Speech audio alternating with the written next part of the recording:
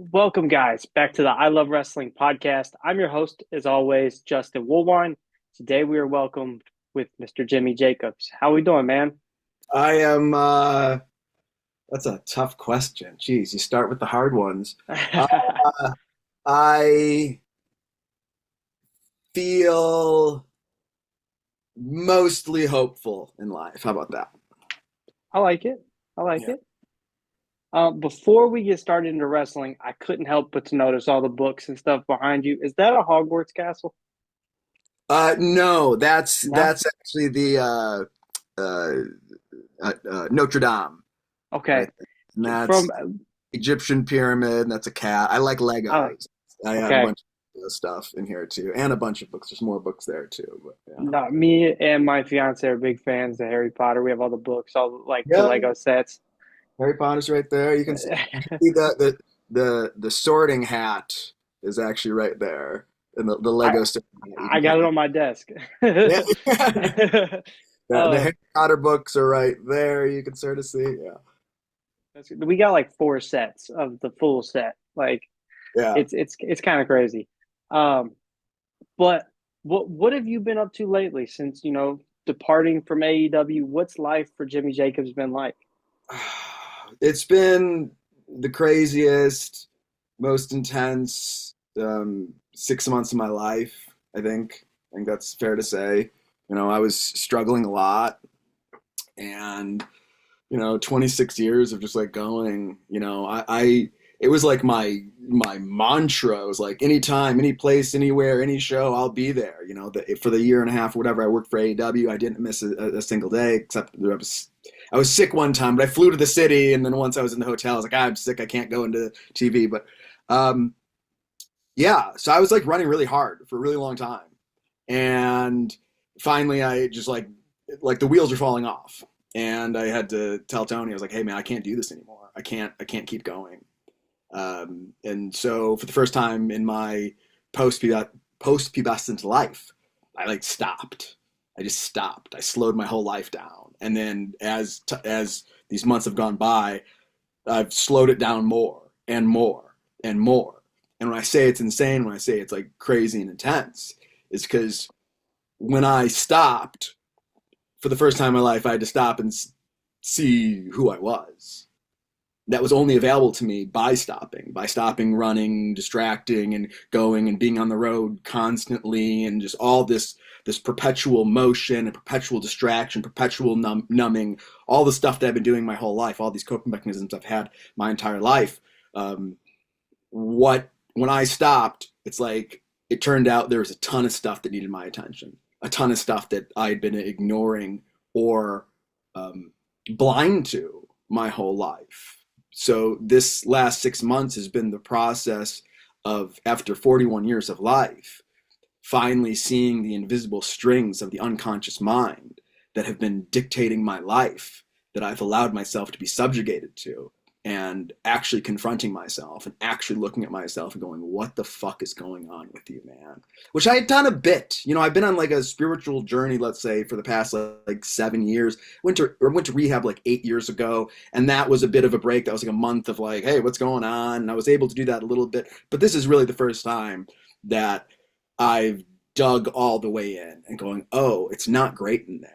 Oh, look at what you've been up to. Look at your behavior. Look at your actions. Look at how you feel about yourself. Look at how you feel about all this stuff. Look at all these things you've been suppressing. All that stuff comes to the surface in the stillness. The stillness, the peace. That's that's where the truth lies. When people get bored, you go, oh, I'm bored. Why are you bored? It's like, well, what comes up is stuff you don't want to fucking deal with. Because when you stop, if you just lock yourself in a room for like a day, an hour, 30 minutes, it'll all start to come up. Like, you don't have to do anything. That's the No, brilliant it thing. happens. It's a brilliant thing about creation and how it works. It's like you don't have to do anything for the answers to arise, to see what's going on.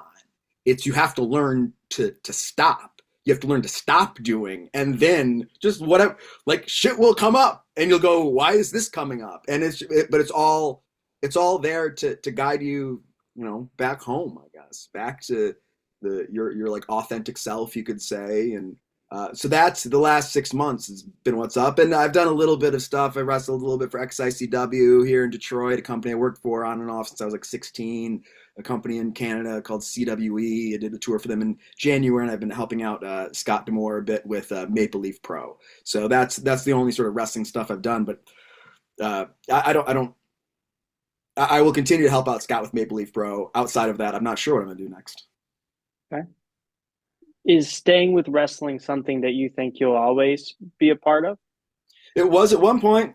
Right now, I'm not so sure. I mean, look, 6 months ago, I thought like, hey, I just need like a month off. I need like a month to sort of like just rest. But again, as I started to rest and like allowed my body to rest, because like I'm just like a fucking ball of anxiety, it turned out. And it's like to just like train my mind to go, hey, it's okay. You can put it down. You can put it down. You can put it down. Was a big process. So when I left AEW 6 months ago, I would have thought, yeah, I need like a month off, 6 weeks off, and then I'll figure out, what else, where else. I'm currently at the point where it could go either way. I don't know. And I'm like I'm doing my best to just take my hands off the wheel. It's like whatever happens is going to happen. If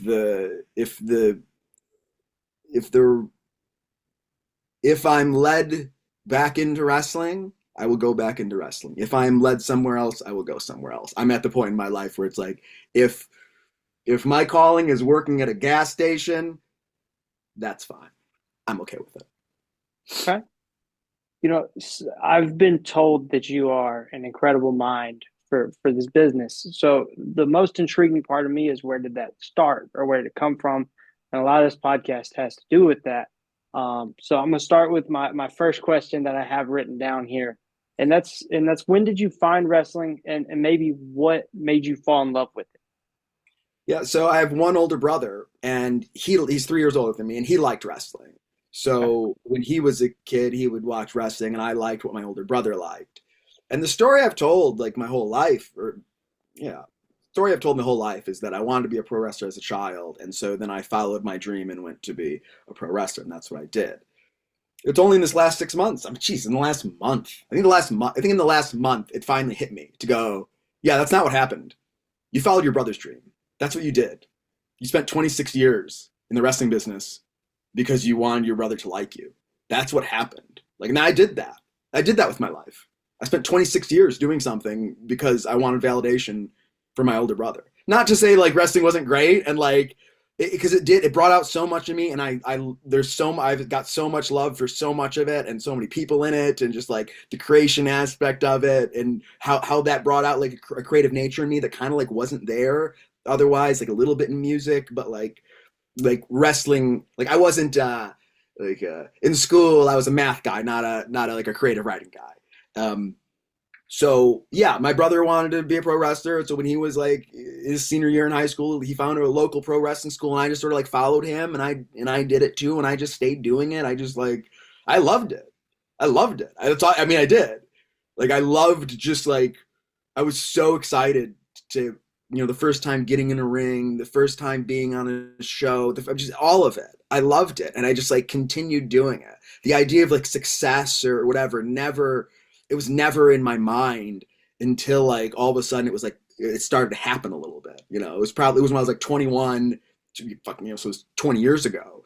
It was when I had that match with Eddie Guerrero on SmackDown, and like I looked in my wallet like the next week, and I was like, oh man, like I made all this money from wrestling, and I just wrestled in WWE. I never thought that would happen. Like, oh, I can maybe do this. It wasn't until then that I saw this as something, as there's a possibility of success in this. And so that's how I started. It was like I was following my older brother. Okay. Well, what was it like for you trying to break into the indies in that late 90s, early 2000s era? It was a blast, man. Like there's a lot of people in the wrestling business that seem to think that there's like a lot of politics. That's never been my experience. I was like 15. I wasn't trained at like a good wrestling school. So I was like undersized, undertrained, like under-talented. Like I wasn't like athletic. I'm 15, I'm scrawny. Like, but I still found like people, I was refereeing a bit more when I was like 15, 16. Like if people want to book me as a wrestler, I would referee. But I I didn't have like any problems. Like everybody was generous, everybody was great. I didn't have like a lot of trouble getting work. I was just like I was a kid that was like loving doing what he was doing, and I did. I look back at those tapes with so much fondness of that like 16-year-old kid, that 17-year-old kid that was just like out like no fear when I went out that curtain. No fear. I was just like a new human. It was wrestling to me as a teenager was like outside that ring, outside the curtain, it was like neuroses up here. It's like fear and I'm confused and scared and who do I need to impress?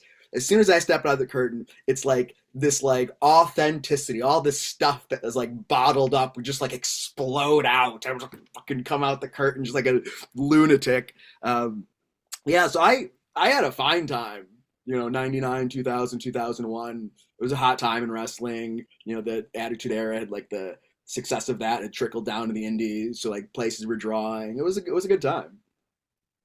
Some may consider like IWA Mid South as maybe your first break in the business. Yeah. Looking back, how would you describe your time working in the IWA? Yeah, man, I got nothing but love for Ian, and it really was like on a more national stage back in those days. It was Smart Mark Video that would distribute the IW Mid South tapes, and so those were distributed, throughout the world. Really, I mean, I got my first international booking in Germany through that, right? Like I'm 19, getting flown to Germany to go be a pro wrestler and wrestle Claudio in a freaking bar in Essen or whatever it was. Um, yeah, Ian was like the first guy that had like national exposure to give me a break, national exposure, so to speak. I mean, it's tapes, it's tape trading, right? It was a Yeah. popular trade. Uh, and he also he was one of the first guys to like see something in me, like me and Alex Shelley together, because Alex and I sort of paired up and would go down there as much as possible. So he would put us in the ring together, and Alex had a certain aptitude for the in ring technicality of wrestling that I didn't. Like I was kind of like a little more of a character, and it was a little more of a show for me. And the matches that Alex and I had, uh, Ian saw and was like, "I want to do something with you guys." And it was like through that platform that ended up getting us into Ring of Honor and CZW, which then sort of was my career. So I love Ian, man. I loved my time at IWA.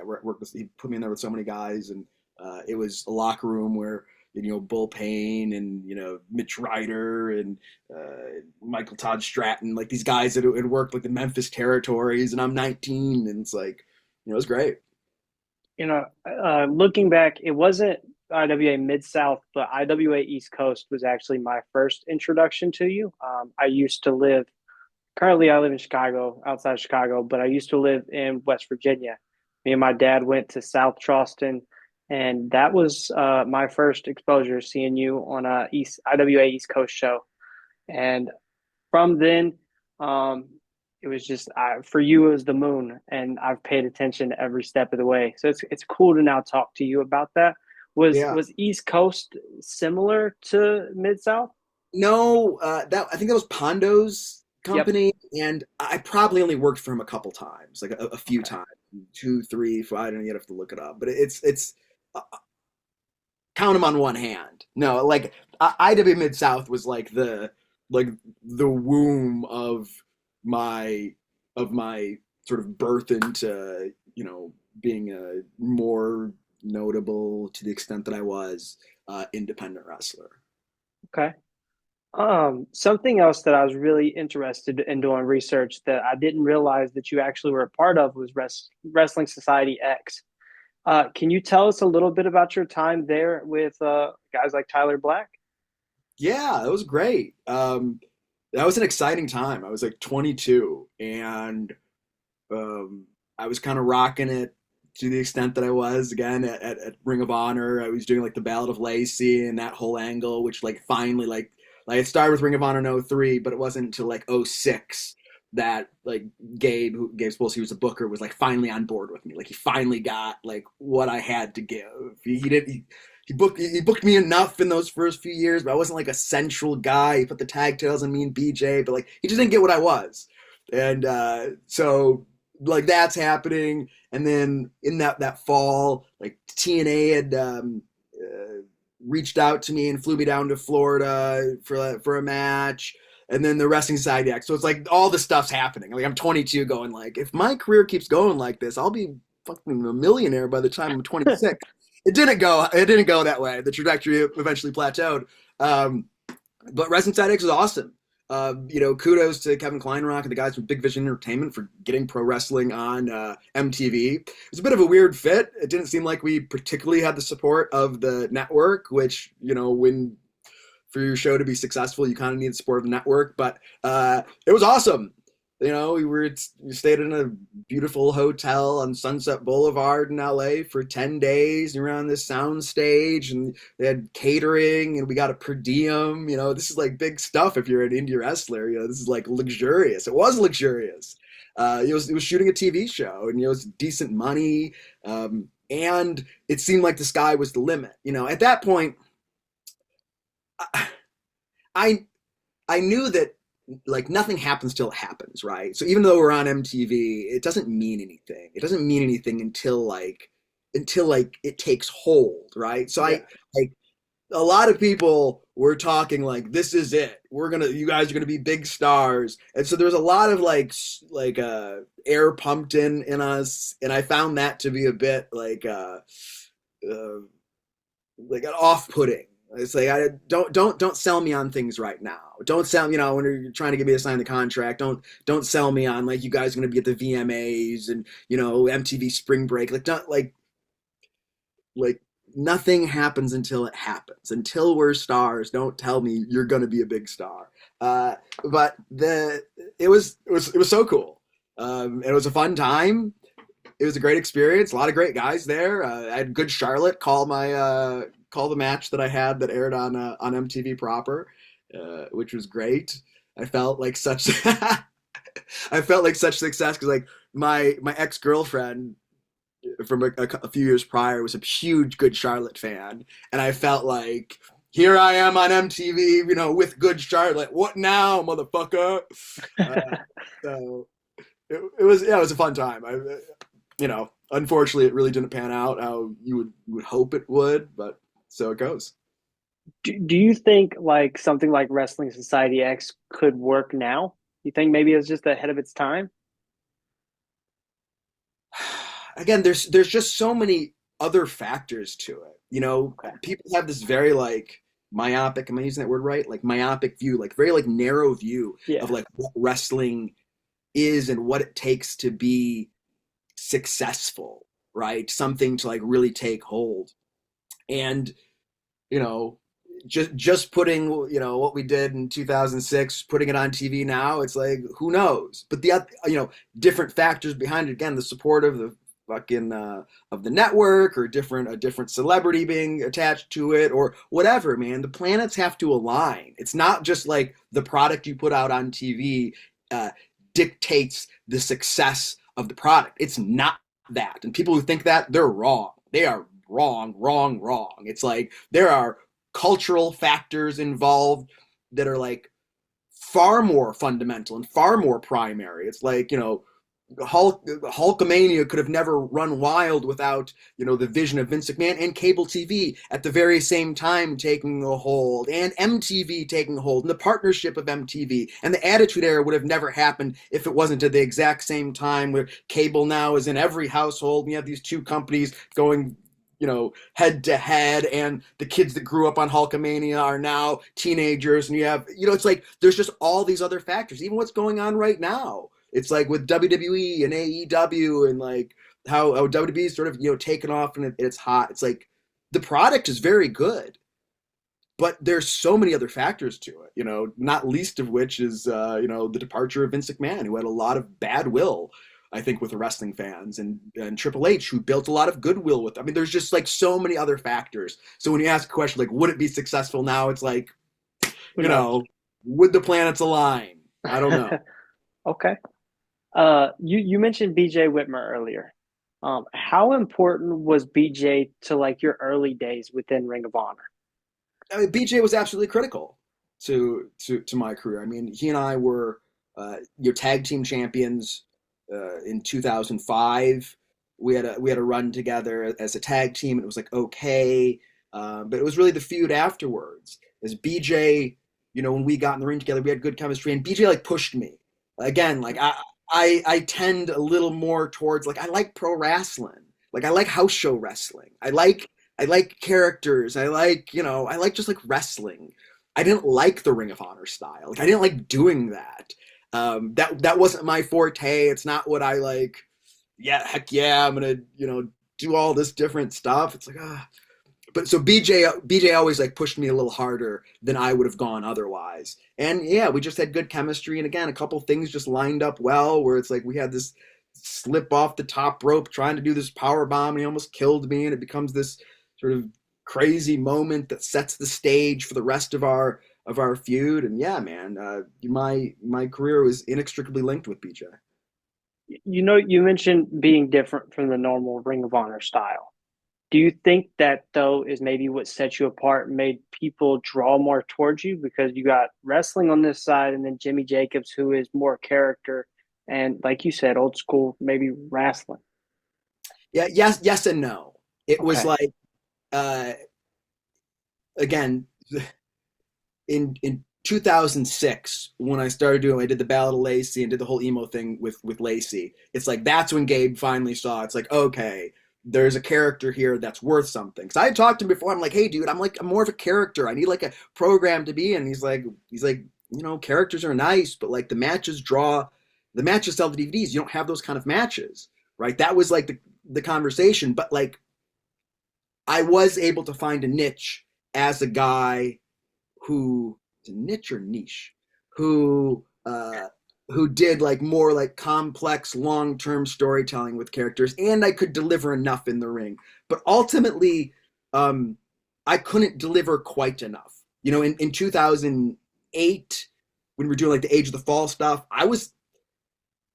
there was like a year span where I was in the main event more than anybody else. Like Gabe like tried to elevate me and that Age of the Fall thing to be like a money drawing angle, and it just wasn't. It didn't, and I wasn't the guy. And that opportunity to be sort of like a top main event independent talent, like I just didn't.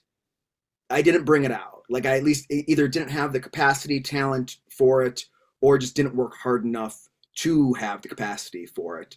Um, so it was yes, it gave me that spot, but ultimately I don't think I worked hard enough or was quite talented enough to break through to that upper echelon.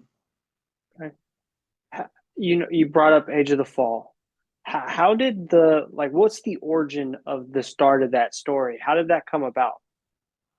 Yeah, I think it was Gabe's idea. He wanted to build like a Ravens flock type thing around me. He wanted me to like have like a grungy stable.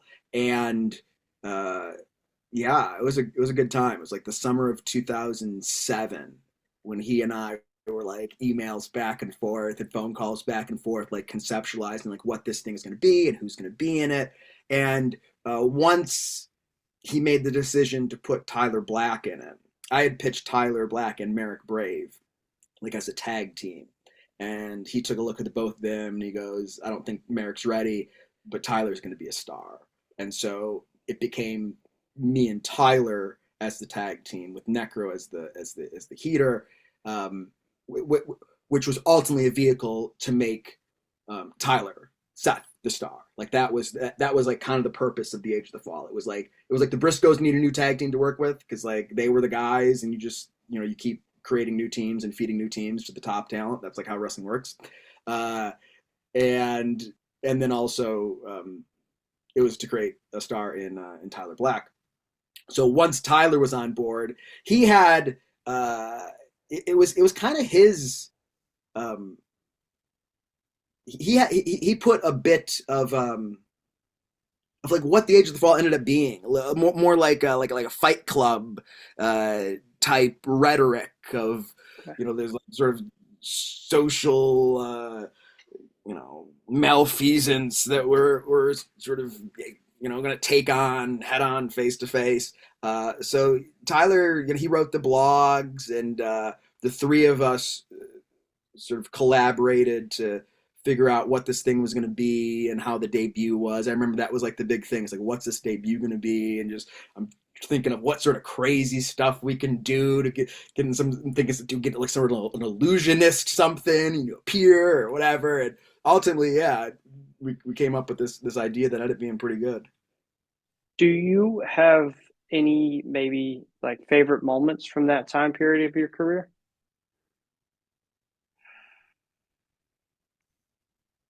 Favorite moments? I don't know. I don't. I I couldn't pin anything down Okay. as you know. It was a blast. I was miserable because I was just a miserable fuck. But like, it was a really good time. Wrestling Bryan Danielson in Chicago was a good one. The wrestling the Briscoes at I think it was Final Battle of '07, and it was like that day that Gabe said, "Hey, we're gonna put the tag titles on you guys," and so we did the flip there, and the Briscoes were just the best. Like, it's almost like tainted because like when someone dies, when someone passes away, you always say nice things about them. But the truth is, like, Jay Briscoe is the fucking man. Like the Briscoes, the absolute best. It was such a tragedy that like they never got theirs. You know, and then obviously Jay passing away. Geez, it's like 2 years now. Boy. Yeah. Yeah, and so it was Just great. They, about. they were awesome. They were so accommodating. It's like anything. They were the most like unselfish top guys I've ever seen. They were so unselfish. They would do anything for. I mean, Jay cut his head off. When we hung him up, and just like it was the color he got. Because man, if he got a trickle, like that whole thing's dead. That whole thing's dead. The angle sucks. Like the group sucks. The angle sucks. It's dead in the water if Jay Briscoe just had a trickle and I'm wearing all white and like one drop falls on me, But like it was like in a shower. I don't know, man. The Briscoes were great. That was a fun time. A lot of it was fun. It was fun doing those promos. Once we got rocking kind of into like 2008, we started to like get the momentum of what the group was really all about. Okay.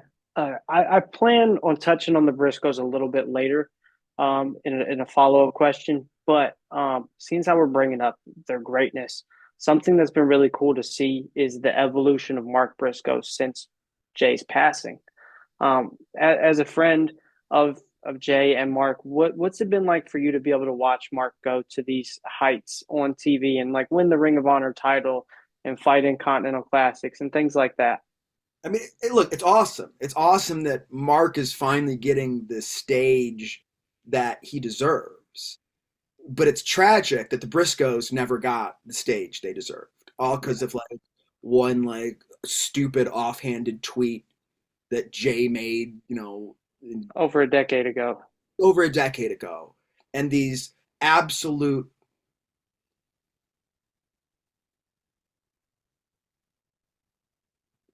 vampires that wanted to hold this one thing against this guy who's like a great dude. He's a great dude. He was not like a hateful No. bigot piece of crap at all. Like it was I don't want to get too deep into it. It's just tragic that people it's like people being so vocal of someone's mistake stopped them from achieving what they were capable of and kind of like what they deserved. And it was only through Jay's death that all of a sudden that wasn't a big deal anymore. Yeah. And people have to look at themselves and wonder about that. About like the same people that judged Jay Briscoe before and wagged that finger at him and he's this and he's that. It's like, oh, now that he's dead, all that goes away. Is that the only reconciliation? Is that the only redemption someone can have? Like, these people are sick. This cancel culture is sick. It's disgusting. It's absolutely disgusting. I agree Uh, 100%. yeah, it's so sad. It's sad what happened. It's sad that Jay's dead. It's sad that his family, they're so awesome. They're like the best. Jay's funeral is online, and you can see, hear his parents' eulogy. Hear Mark's eulogy of him. The building was at capacity. The whole town had like signs. You go into town, it's like signs. Like their family was great.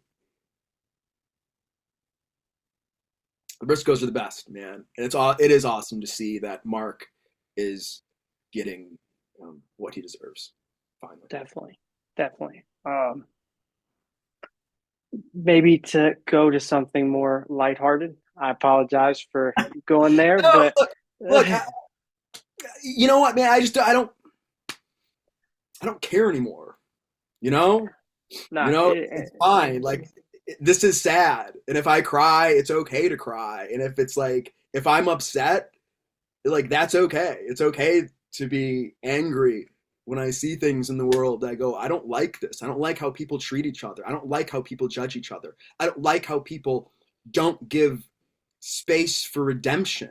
It's like without redemption in the story, we're all damned. I don't know if people don't 100%. get that.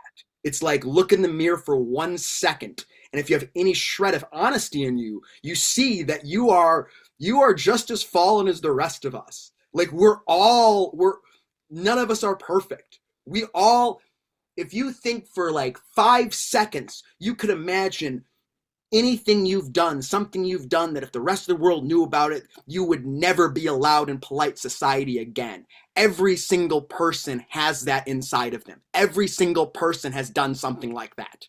Every single person. The idea of this thing where you just run around with pitchforks and torches and go look what happened. It's disgusting, man. Like you have like there's an anger in there, but like there's an anger inside. I feel sad. I feel angry. But I also, beyond that, it's like just a call to whoever listening to this. It's like,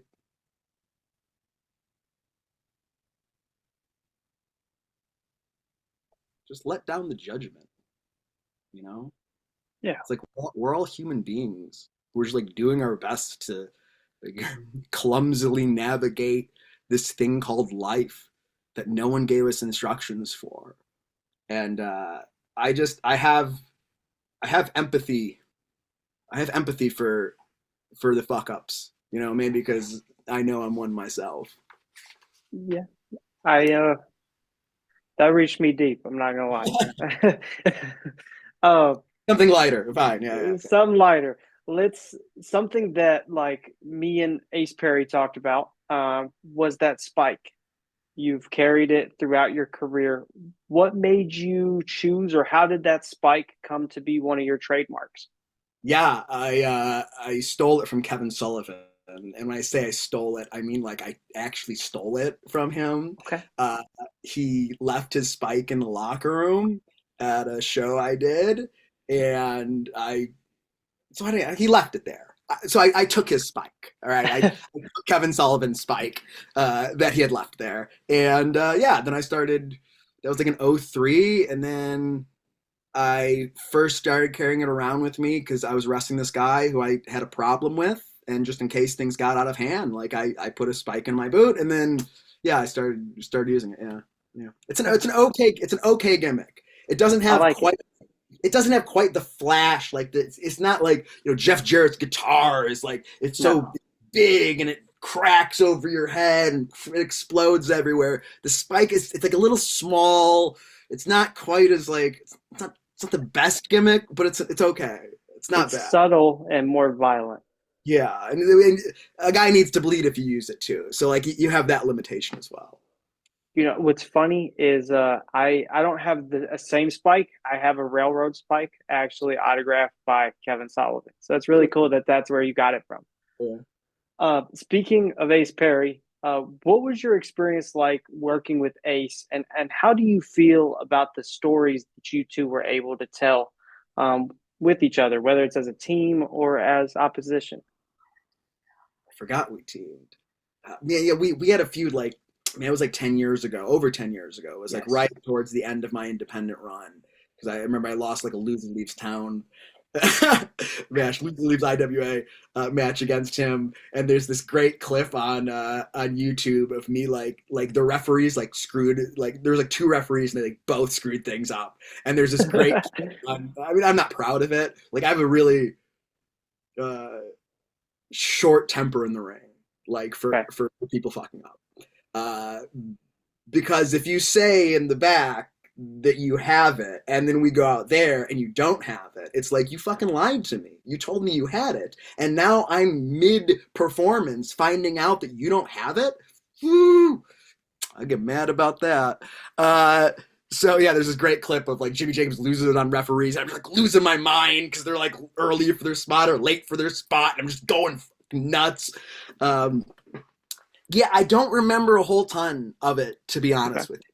Like I liked Ace. I remember liking Ace and thinking Ace, if he, uh, you know, uh, sort of went after wrestling with, you know, precision, he would do well. Um, I do like. He's a good dude. I like him. It was really cool because I just had him on podcast, like I was telling you before we got on here, and he tells me this story about how you guys are in the ring. He's cutting a promo.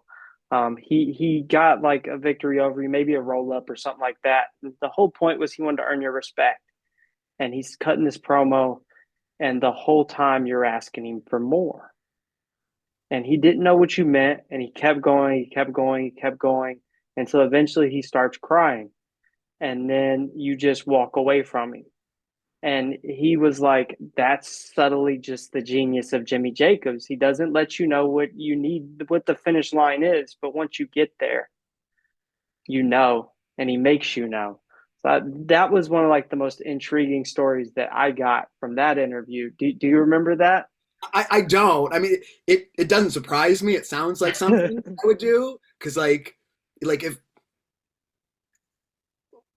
you know, I have a pretty good feel in the ring. Like I've got a pretty good, um, you know, sense of.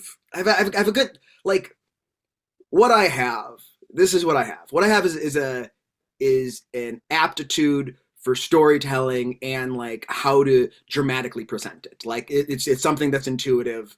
Like that's the skill I have.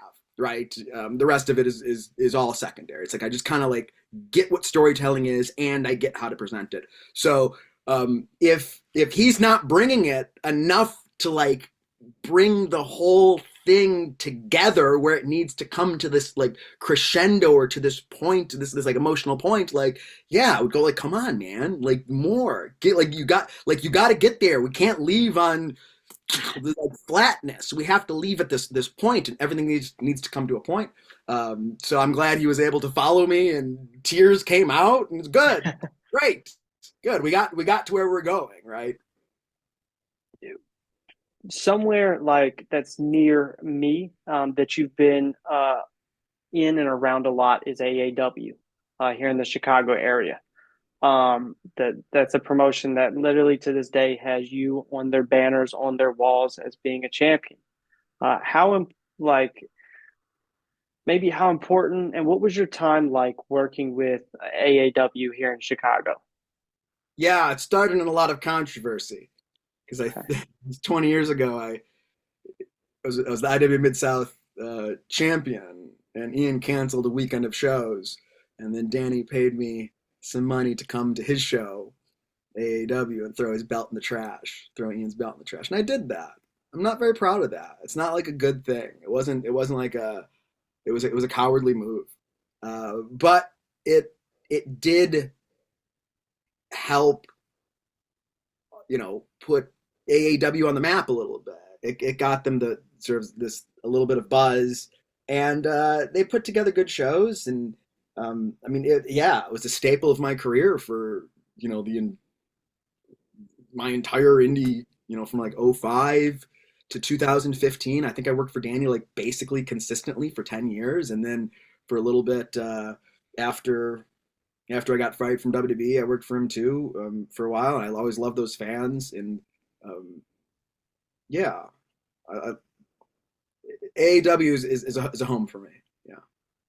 That's somewhere as a fan. Maybe one day I will be able to see you back in AEW. I think that'd be cool. Yeah, if I continue putting on the tights, I'm sure I'll make my way back there. Okay, I'll make sure to be at that one. Um, Another group that you were involved in that once again has all Hall of Famers in it or future Hall of Famers in it is Scum with Steve Corino and Kevin Steen. What brought you together and what was the chemistry like between yourself, Steen, and Corino?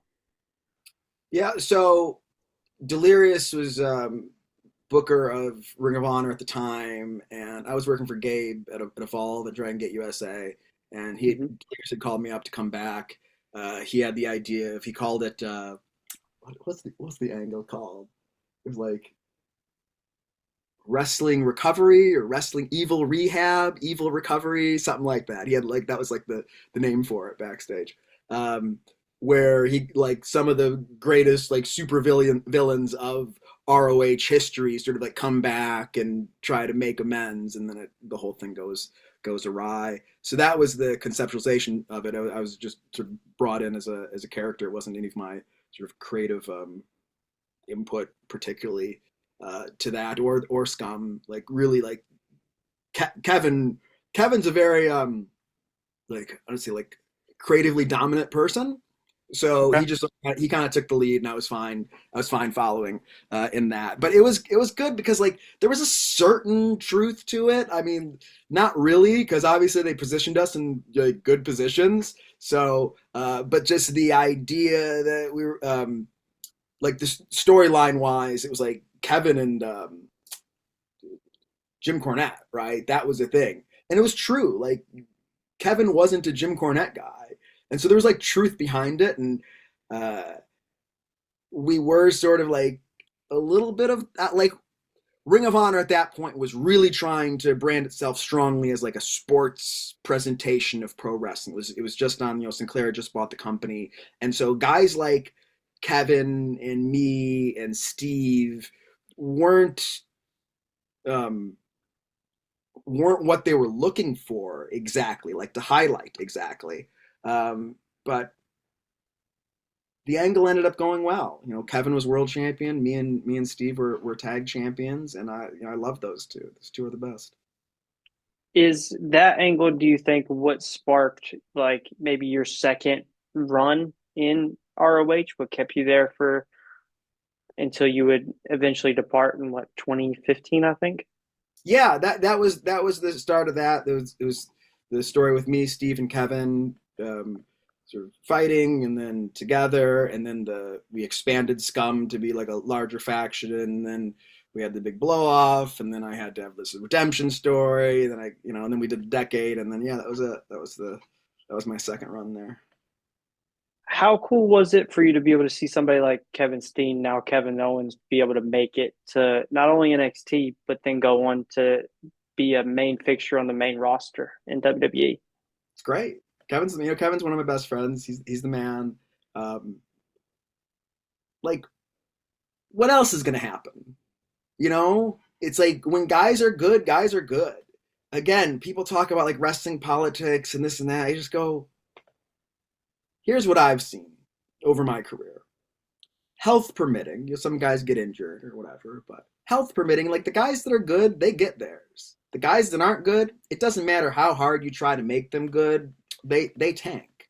It's just like how it is. Like reality can't be suppressed. So a guy like Kevin, even though he doesn't, fit the WWE mold and what Vince McMahon would ever think of hiring. Um, Triple H had more of a vision. Triple H saw like what was popular on the independents. He saw who was good and who had talent and who knew how to connect with an audience. And ultimately, that's all that matters. all that matters. And Kevin is like the master at connecting with an audience. Like he gets it. Like he knows how to do it. He's as good as anybody at connecting with an audience. How did you like feel about your time with WWE on the creative team? I'm so grateful for it, man. Like it changed my life. You know, I went from being like a broke, struggling indie wrestler to just like, oh, now I can live.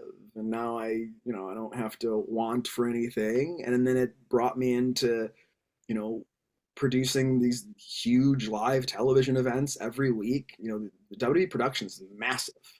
And to be a part of that and to, learn so much being there, to create the relationships I did there, even, I'm grateful that I got to work under the tyranny of Vince McMahon. Like, say what you will about him as a person, and like I had a hard time working for him. Vince didn't get me. Vince thought I was a weirdo. It's like fair enough, fine. Uh, but I'm glad I got to work, have the experience to work with Vince and work with all Triple H, who's brilliant in a lot of ways as well. All the writers who like my eyes were open my first day at work to go, oh, all these writers are super smart. I was like all the other fucking marks that thought the writers were dumb. And then I got in the room, I go, oh no, they're all smart. They're all creative and they're all smart in their own way. They all have at least a decent understanding of wrestling for the most part. So it's certainly, being there for 2.5 years, then allowed me to go to TNA for 5.5 years, which allowed me to go to AEW for 1.5 years. So I've got nothing but love for WWE and for my time there. I had a hard time working for Vince. That was hard. I loved doing what I did. I loved producing like live in ring promos and stuff we did with Chris and Kevin, and like it was fun. It was really fun doing that. It was hard feeling like I was always one weird interaction with Vince away from being fired.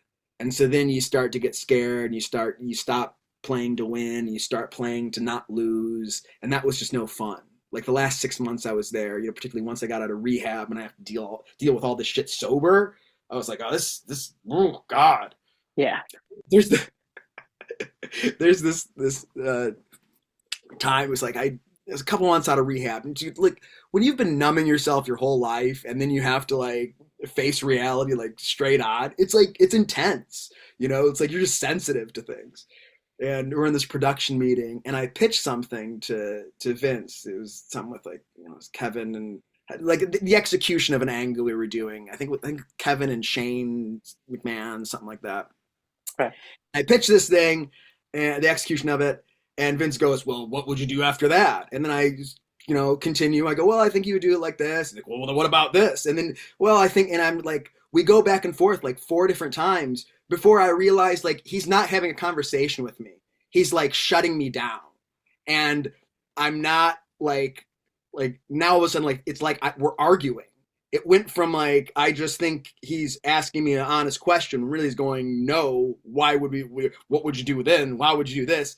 And like back and forth 4 times before I look around the room and I go, oh shit. Okay. Yeah. Yes. Yep. And I just remember feeling like so small and so just small, just like shame. I was like, I fucking hate this. I hate this. And I just went on my computer and I start like looking up, like, can I like work on a farm? You can work on a farm in exchange for room and board. What about a new wrestling costume? Like I was like out the door. Like I can't do this. I can't. I didn't have it in me to tolerate that. I was too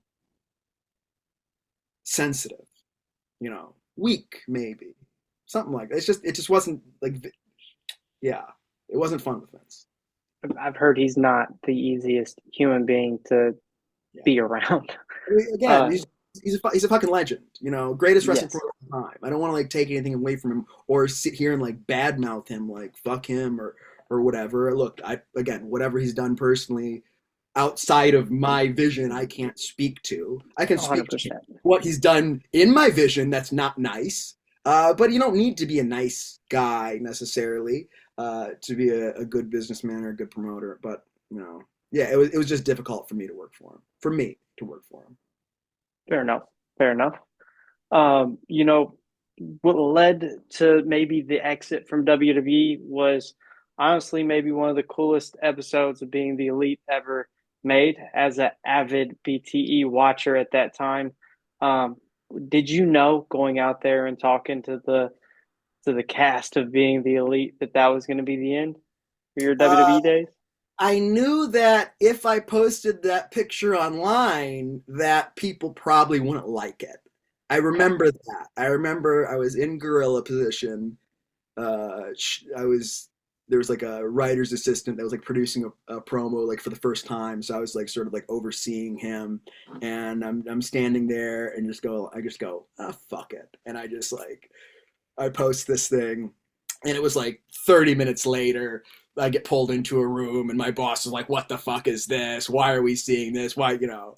Uh, so, um, and then I ended up, apologizing to Triple H and talking to him about it, and he was cool. But like Triple H, I like Triple H, um, and I remember like after that, getting on the bus to the next town and laying in my bunk and going like, I might get fired over this. Like that's possible. Like it didn't really occur to me before that. And I just remember the excitement at the idea of being fired. Like the excitement of going, oh, what else could I do with my life? Like what? And it was just like, so when I did get fired, it was a relief. It was a lesson that I attribute the universe, the intelligence that underlies reality gave me for free to go, hey, you don't need to be where you don't want to be, or you don't need to be in a place that's not for you, right? It's not saying anything bad about WWE. It's just like for where I was at that point in my life, that wasn't for me, and I got a break. I got an out. Like the universe allowed me to get out of that because it wasn't a month later where I was having like the time of my life back on the indies and was having a fun time going fuck. I was miserable in WWE. I would have stayed there for another 10 years. Like I would have stayed there and been miserable my entire life. Like given like if it was just me. And I was so just grateful that I got fired. And I look at it now, like I'm not proud of it. Again, like I was kind of like a child acting out.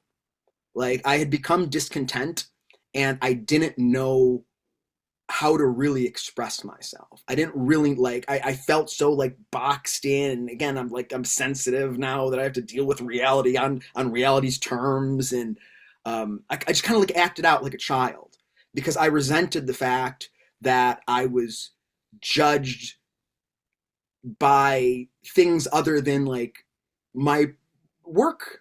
Basically all I wanted to do is be judged by my work. I didn't get fired because I was bad at my job. I didn't get like the last stuff I was working on was on SmackDown. It was Kevin and Shane McMahon, and on Raw it was John Cena and Roman Reigns. And Roman Reigns, I think it was a week, 2 weeks before I got fired, was like, "Hey, I really enjoyed working with you. I want you to be my writer from now on." Like I didn't get fired because I was bad at my job, you know. And I resented that I had to like put on this like you tie this song and dance. Oh, but your tie's the wrong color. It's like get the fuck out, man. Just let me do my job. Let me like let me help out. Let me help create this with you. Like, but yeah, for that wasn't how it was there. It was like you had to like act how Vince wanted, and it's fine because it's Vince's show. It's his sandbox. You're just playing with it, so that's okay. Uh, but yeah, that's what it was. It was like me acting out as a child because I didn't know how to express my discontentment or just set boundaries or just make a decision to leave because I was unhappy. Like that's what happened. Uh, After that, you'd go to Impact. What was it like going from somewhere like WWE to transition into, a smaller company like Impact Wrestling and work with guys there? I loved it. When I Okay. first went to Impact, there's a couple reasons. One, for the first few months I was there, I was getting paid like a day rate. So they would pay me for the days that I would come to the TVs and the days that we would get together and write the TVs. We would like get together on a weekend. So they would pay me per day, and that's it. So the job at that point hadn't like brought its tentacles out into my life and like consumed my life yet, which is eventually what happened, more or less. Uh, so that was nice. It was really nice to like because the WWE, it's like you're just kind of you're on a leash. You're kind of on call 24/7.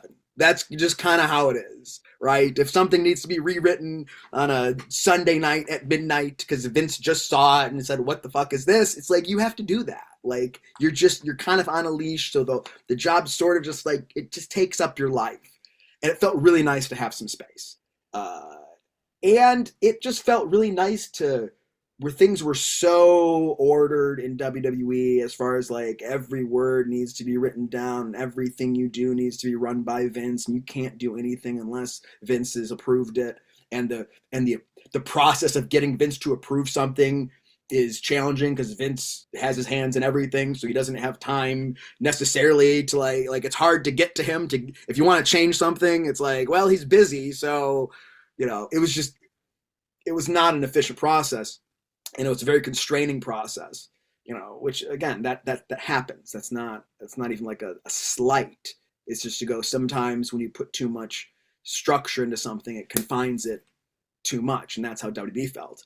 It just felt good to be in a place where I could kind of like make a decision and go, yeah, I'm going to shoot this pre-tape like this. Instead of Matt Sydal standing on the set, he's going to be sitting in yoga position, and the interviewer is going to have to like come down and like interview him as he's sitting in yoga position, right? Which is something that you just like wouldn't do in WWE, just because like you have to get a Vince to approve it, and it's just like a process to do that. So you take the safe way and go, yes, Matt, I know your character is that like you're a psychonaut yogi, but here, stand on this set like everybody else. Yes, it would be better to do it this way to have something more exact in on your character, but like let's just do it this way because like we know Vince isn't going to yell about this. Like that was the kind of the mentality there, and it's just like it was too limiting. It's like again playing not to lose instead of playing to win. So it just felt very good to have that. And I have a relationship with Scott D'Amore, and I've known Scott, since I was like 16 years old. So he has like enough trust in me for me to make a decision. And if he doesn't like that decision, it's like it's okay. Like he'll say, I didn't like that decision, and we can talk about it, and it's fine. And I don't have to like worry for my job. Like, oh no, I made this choice on a promo, and it's the wrong choice. The boss doesn't like this choice. Now, what am I going to do with my life? Like, there was none of that. So it was very, um, it was great, and it was TNA or Impact was in a rebuilding phase, and it was just like kind of fun to be. Like the downside is like, yeah, we don't have the resources or production that you have in WWE, but there's way more freedom, and it's like we were building something sort of from the ground up. The not the ground up exactly, actually it's like it was kind of like worse. Like Impact had so much like bad Yeah. Like a you know bad taste in your mouth. yeah they had burned the fans so many times and burned people in the wrestling business so many times, and so it was nice to be a part of the team that just like repaired Okay. that went like, hey, it's not an embarrassment to watch this product, and it's not an embarrassment to work for this company. Was it cool for you to be able to get back on screen and work as a talent? Yeah, it was nice to I've known Congo Kong longer than anybody else in the wrestling business. Like, yeah, there's like a picture of me and him like from like 1999 together. Like we were a tag team and like whatever. So it was really cool to manage him. I thought it was a good fit. It was disappointing that it only lasted really 8 months or something. I think we were written off probably in like August, so a little longer than that, maybe like 10 months. But we did the thing with Abyss, and that was fun. I got to do in-ring promo with James Mitchell, and yeah, it's always fun to play, man. Okay. not long after Impact, you would make your way to AEW. What was that decision like going back to another uh, bigger company, but at the same time, it's a baby. Like, what was it like going into this and trying to work with them? Yeah. So the what happened is, Brian Danielson had hit me up just sort of to pick my brain about the creative process because, like you said, it was the company's still new and they're still sort of working out the kinks of the kind of like the infrastructure and the processes and things like that. And so he called to sort of pick my brain about that, and then going, "Oh, you interested in this?" And I go, yeah, I felt burnt out at Impact, just like writing TV, just constantly, just like it's just nonstop.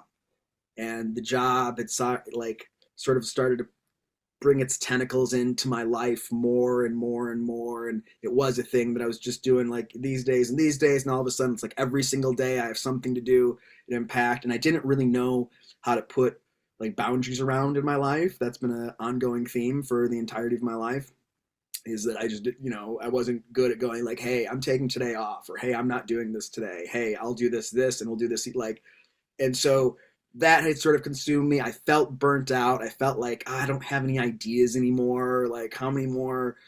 What are you doing this? I don't know. I felt burnt out of like creating wrestling television. And yeah, so when the opportunity to go to AEW came, it was in like really like a non-creative capacity. It was like it was more of like an administrative thing, or like it was like managing the creative process or the creative like information really. Okay. So it was very like logistical, which I always say I know I can do that. The problem with not the problem with creativity, but creativity I find to be like a vulnerable endeavor, right? Like if you ask me to move bricks from point A to point B, I can either do it, I'm either capable of doing it, or I'm incapable of doing it. That's it. It's like I can either pick them up and move them, but like it's a yes or no. It's either done right or it's not done right, and that's it. Creativity, it's like there's so much subjectivity to it. Yeah. Like, are you gonna like my idea? Is my idea gonna be good? Is an idea even gonna come out? And that the ideas for the most part like stopped coming out of me for a while, uh, for a large part, and that was really like anxiety inducing to go. We have TVs to write, and I don't know what to do, and I'm relying on Robert Evans, who's a prolific ideas guy, to come up with almost all the ideas. Robert, and look, Tommy was there too with ideas, and Scott, Scott's as good as anybody when it comes to creative stuff. But Robert was like, to me, was really like the he produced most of the ideas at that point. So when the opportunity came to do something that I knew I could do for more money and on a larger stage, and when I didn't really have the answers for Impact, like I was like there's something that needs to change here. I don't have the answers. Maybe new creative blood will. Yeah, it was the decision was made to go to AEW. Um, yeah, Okay. Is that somewhere that you could possibly go back to? yeah. When I called Tony 6 months ago and said, "Hey, man, I'm struggling here. I gotta take off." He said I was welcome back anytime. He's a good dude, Okay. man. Like Tony's a good dude. I don't know anybody that loves pro wrestling as much as Tony Khan. Like for real. Like for real. Like this guy loves pro wrestling, man. Like he catches so much flack, dude. But like I worked with him for a year and a half, like close, like side by side. I was living in Jacksonville for a year of that. We were on the plane together, and the jet was like me and him, fucking. Uh, so if anybody has a place to complain about Tony Khan, I can. And I'm not going to, because like, dude, he's a good dude, and he fucking loves wrestling, man. He comes in. I got so much love for this. Like, I got so much love for this. He comes in to every TV every time, just like fucking excited. Like, there's nothing in the world he would rather be doing than making this wrestling show right now. And that sort of like enthusiasm, um, I have so much love for that. That energy, that enthusiasm. And, part of me leaving was like, I don't have that. Like, I'm struggling. I'm struggling through my days. Like, I'm struggling to like be okay. And I want to step into a room and be as excited as Tony Khan is about making a pro wrestling show. I got one more question for you. It's kind of a multiple part question. But as a podcaster, I've been subtly informed that technically we're not supposed to act as if we're fans. We're supposed to be journalists. To break the mold, I decided for every show, I'm going to go through and pick 5 people that you've worked with that sparked my interest the most. And then maybe I want to learn about a little bit. So just if you could tell us a little bit about what it was like working with these guys, teams, girls, whatever, I'd much appreciate it. I'm gonna start off with John Moxley. Yeah, John's a really talented guy. I remember when Gabe first showed me his stuff, and it was like this promo he did on the street or something, talking about, and this is where my mom would like work the street. And I'm like, dude, this guy's like awesome. And so we went right into a thing at what evolved a Dragon Gate USA. And one of the things that first struck me about John is like I had been working that quite a bit longer than John. I think at that point, I think John may broken like '06 or something, and so this is like '09, yeah, '06. Double. Someone can fact check me on that. Maybe. But I had been working like a significantly longer time than John, and like I was used to guys like mostly being like deferring to me, being like deferential to me, because I had my whole Ring of Honor run at that point, and I was kind of used to guys going like, "Hey, whatever you want to do tonight," and John wasn't like that at all. John was just like, "All right, let's do this, and he had this like confidence about him that like you need to have to be successful, like you do, man. You need to like. It's great to be a student and always be a student of the game and always learn. But if I can relay some advice to any wrestler that might be listening, at some point you have to live and die by yourself. Like at some point you have to like step in with confidence as if and like figure out what's up for yourself. Like you have to go in and have your own ideas and do your ideas and see if your ideas work. You can't like constantly go to other people and go, "What do you think about this? What should we do?" Like you have to like, and John just had that. He had that. And I remember him doing a promo on me and me going like, does he really not like me? It suspended my disbelief for a second. Like it got me for a second. I was going, is this real? What he did? And we had a good like, in the infancy of like,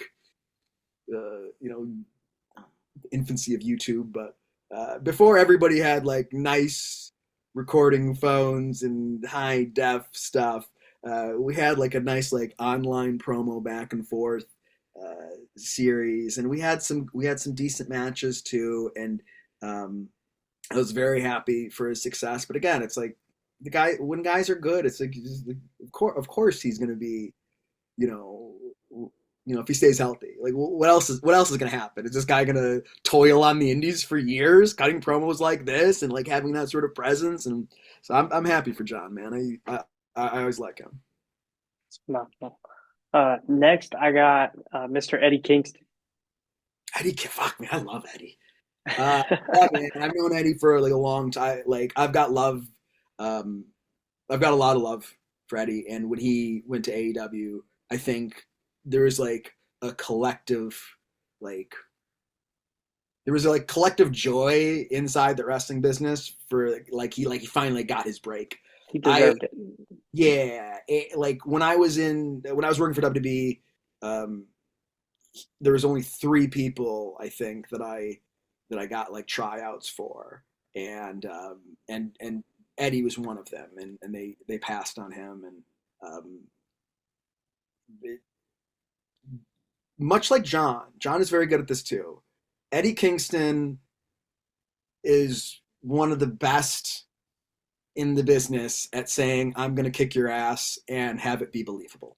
You know, when I say I'm gonna kick your ass, it's like but when he says I'm gonna kick your ass, like just the way he says it, man, it's believable. And he's a fantastic promo, and his his work I think has caught up to his because like he was always like a better promo than he was like sort of in ring wrestler. And God, I forget what match I saw of his at AEW. I was like, man, you got really good. You got what Eddie Kingston is in the ring. Like you finally like got that whole thing like put together. So yeah, man, he's the man. He's living the dream right now, getting paid to sit at home, probably going nuts because he wants to be out there playing. But He's somebody I'm excited to see return because he was just getting, I feel like just getting his stride within AEW when he got hurt. So I'm excited to see what's next for Eddie. Up next, I got Austin Aries. yeah, we did some good stuff together. I like him. I like Dan. Sometimes Aries was a challenge to work with. He was, but he's very smart. But he was it was like he was a challenge because he was very creatively again like dominant and knew what he wanted, and it was sort of hard to veer him off and hard to talk him into something else. But the thing is, like, he was right most of the time, you know. So it's like you can't really like fault him because like he's mostly right because he's very smart. Way in certain ways in wrestling, way smarter than me. Like I saw how smart he was when I worked with him, and extremely talented. I think, and I think he'll probably admit this himself. I think in some end was, you know, like we all are, was his own worst enemy. I think if he was 6 inches taller, he could have acted however he wanted to and made millions of dollars, which is unfortunate because I think he was that talented. Like if he was a few inches taller, we'd be talking about him in a different light. Um, you know, as a huge star in wrestling, he was that good. What And I like him. about Like as a dude, like he and I have like you know, he's been on a bit of like a spiritual journey as well recently. Like he was in like India like a year or two ago, and like so he and I dabble in the same interests. okay, okay. What about Jerry Lynn? Jerry's good, man.